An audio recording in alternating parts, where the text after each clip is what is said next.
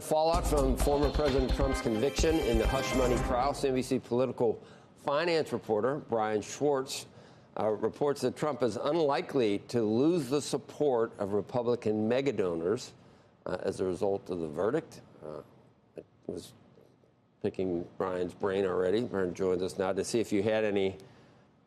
You can drive a truck through the numbers you gave me about last night. The website did go. I guess it went down. The Trump fundraising website but it could be 20 million, could be 50, could be 50 million. I'll say this. What a night for Donald Trump for a variety of reasons. We had the guilty verdict.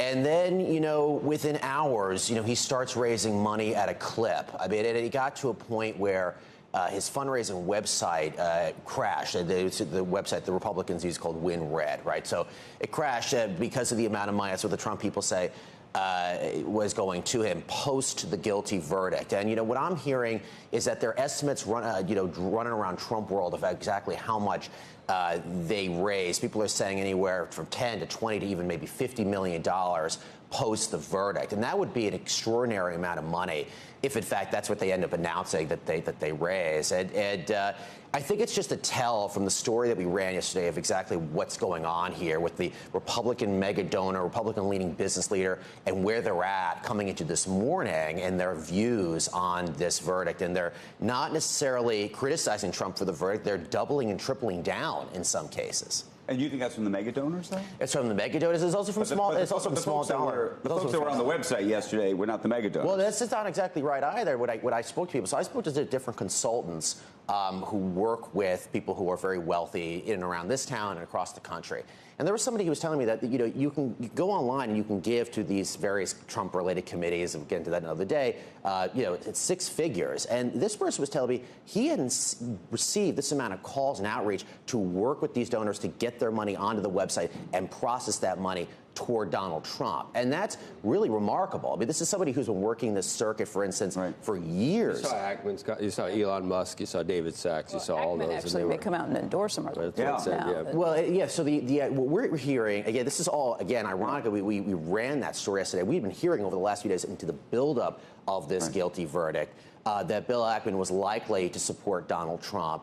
And leaning in toward him, and that he hadn't made a final decision yet. But we have seen, I think he was speaking to you at Squawk. We said months ago him taking aim at Biden. Brian, do you know the totals? Because there was a big gap between what Trump had in the bank and what Biden had in the bank. Yeah, so when we ended April, when we wrapped up April, Trump and the RNC announced that they had raised north of $70 million in that month alone.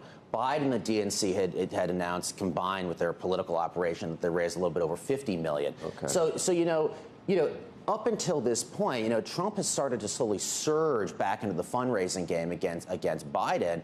And there's for a variety of reasons why donors are starting to give more and more. Wealthier donors, small dollar donors. Well, and is your sense that the base of donors is spreading, so there's more donors, or is it the same group of people who are doubling down? I think it's a little bit of both. I think there are people who are slowly coming off the sidelines who were necessarily not sold on Trump during the Republican primary process or post-January 6, 2021. We're kind of back to that again, right? Some of these very same people who are going around saying, I can't believe what happened on January 6th, and I'm blaming Trump publicly or privately, are now coming back. And then there are people who have always been in this camp who are doubling down, to your point, who are giving more and more and more, in part a reaction to this verdict that took place yesterday.